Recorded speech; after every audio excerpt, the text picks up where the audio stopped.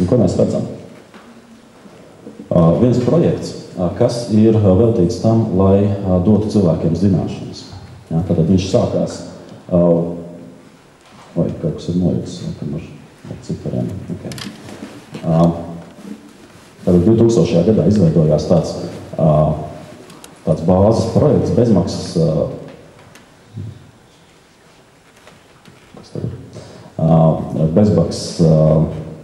enciklopēdija Newpedia.com, kas nebija vēl Wikipēdija, tur bija piesaistīti dažādi zinātnieki, tādi diezgan zinātniski principi. Un 2001. gadā no šī te atzara tika izveidots atzars Wikipēdija, kas līdz gada beigām jau pulcēja, ja nemaldos, 18 dažādas valodas, tad bez angļu valodas vēl tika izveidotas vairākas valodas. Nākamajā gadā šīm valodām pievienojās vēl vairākas, to skaitā igauņu, kā vienmēr pirmie. Un pēc tam vēl nākamajā gadā vēl vairāk valodas, un es šo projektu, es neatceros, man vienmēr ir patikušas dažādas enciklopēdijas, un es droši vien kaut ko internetā meklēju, un atradu, ir tāds foršs projekts, angliski. Un ne tikai angliski, bet dažādās valodās, un sāk skatīties, kas tur ir latviešu valoda. Jā, protams, kā parasti. Igauņu valodā ir, lietuviešu valodā ir, latviski nav nekā. Lietuvieši jau bija februārī atvēruši, un es paskatījos, ka ir diezgan viegli to izdarīt, tīri tehniski, tur ir jāpiesakās, kaut kur jāpiereģistrējas, un tā lapa jau ir gatava tūlīt pat lietošanai. Un tas bija apmēram kaut kad jūnijas, kad es palaidu šo latviešu Wikipēdiju. Tas nav veiksmes stāsts. Es apmēram gadu ar viņu cīnījos, liku iekšā dažādus rakstus, mēģināju sarunāt ar dažādiem saviem draugiem, paziņām, lai viņi iesaistās šajā projektā, nulli reakcijas bija. Lūk, gāja laiks, man apnika vienam tur darboties, ja, bet uzradās jauna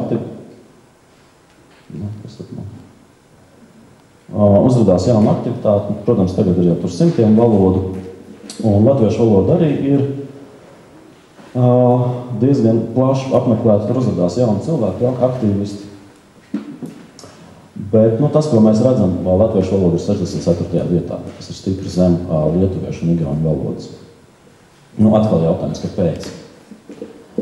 Mana atbilde vienkāršā ir, mēģinot meklēt tajā pozitīvo lietu. Latvieši ir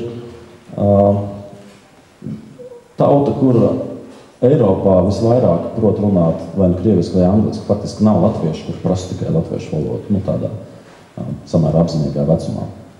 Tā kā, iespējams, šis ir viens no iemesliem. Ja? Nav īsti mērķa auditorijas, kāpēc to darīt latviski, jo visi tāpat saprot vai krieviski vai angliski. Otrs ir tāds triviālāks iemesls, latvieši ir ļoti kārtīga tauta, kas šeit izpaužas, un administratori tur ļoti citīgi ceļš dažādas lietas, kas ir zemākas kvalitātes. Bet par šo ideju.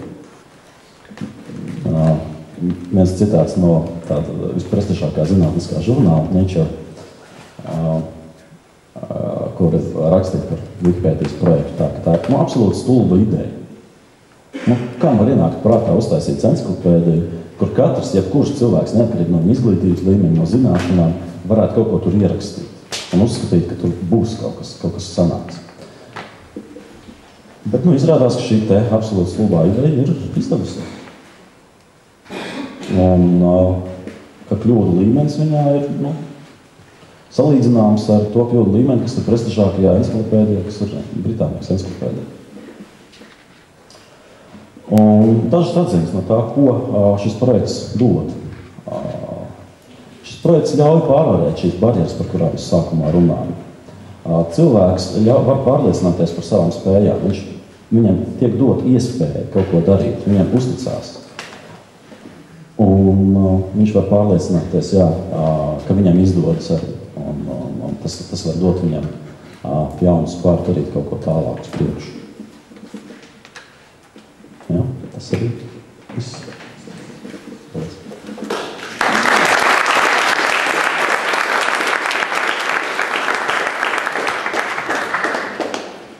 Tā no sākuma likās, ka nebūs pilnīgi nekas par Wikipēdiju, bet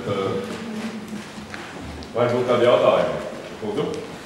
Man tāds vajadzīgs jautājums. Man tas vajadzīgs, vai jūs filozofas produktu varētu šīs prezentācijas filozofisko esēt 3 teikumos izkonspektēt?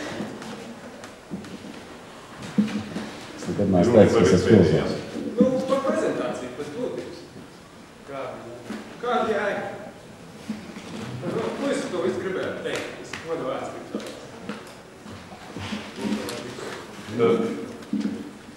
Apmēram šo.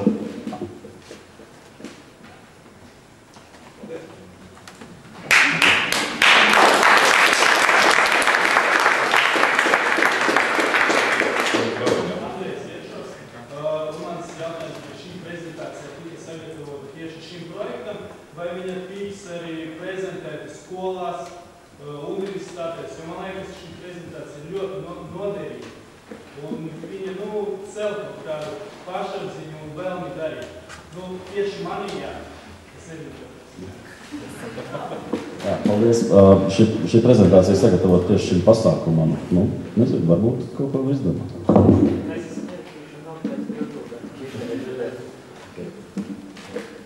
Jā, lūdzu. Man ir tāds jautājums, tas, protams, ļoti aktuāls jautājums mūsu mūžiem un gadsimtiem ilgi, kāpēc mēs tik slikti Latvijā domājam par sevi? Jūsuprāt, viskā psihologs varētu kaut ko jaunu izstāstīt. Vai tas ir Wikipēdijā rakstīts? Wikipēdijā es pieļauju, tas nav rakstīts, jā, bet tas ir noteikti interesants jautājums.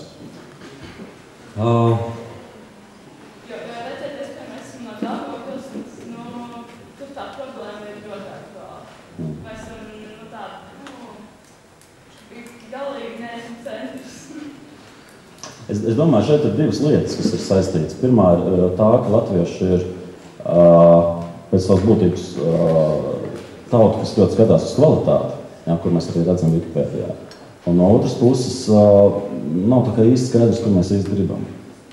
Un līdz ar to sanāk tāda cīnīšanās. Ja mēs nezinām, uz ko mēs ejam, tas nekur īsti nav nodefinēts, kā jau es teicu, kā tur bija minēts par to, ka kaut pastāvās, bet brīvi, tagad mēs esam brīvi un ko tālāk. Un līdz ar to katrs, kurš ar kaut ko mēģina izlekt, pārējiem rodas šaubas, vai tas ir tas, ko vajag. Vienmēr atradīsies kāds, kuram par to būs šaubas. Apmēram tā. Pārējos jautājumus droši vien vēlāk, jā. Ļoti gribējāt. Lūdzu. Mans vārds Vita. Man liekas, ka Latvija novērtēja kā viena no nelaimīgākajām valsts, kas dzīvo viena no nelaimīgākajām tautām, kas tāpēc, lai mēs esam novērtējuši. Kas tieši novērtēs to? Mēs paši bijām novērtējuši. Es neatceros oficiāli novērtējuši, bet whatever. Mans uzskats no ceļos tāds, ka Latvijā tauta nav laimīga tādēļ, cilvēki nav laimīgi tādēļ, ka viņi nezinu, ko vēlās. Un šī sakarā man ir savu laiku formos, bija salīdzināt viņa arī uzsvērst. Manējā tāda, ka cilvēks laimīgs ir tā, ja viņš fiziski komfortabli jūtās, labi, respektīvi viņš vesels. Otrkārt, viņš zina, ko viņš vēlās, ko viņš grib, un trešais ir, ka viņš grib apmienāt sevi. Tāpēc, kad viņš būs visam apmienāts, viņš savā ziņā ieslīgs tādā pašapmienā, ka vēl nebūs progresa attīstības un tā tālāk. Tas jautājums manējais, kāda ir jūsu vārds progresa? Jā, atbild ar jā un nē, jā. Vai sakrīt, vai nesakrīt? Jā, sakrīt. Es droši vien piekrīstu tam, ka tas mērķis ir svarīgs. Saprast, ko mēs gribam, un to mēs varam arī izvērtēt, vai mēs uz to mērķi ejam vai neejam.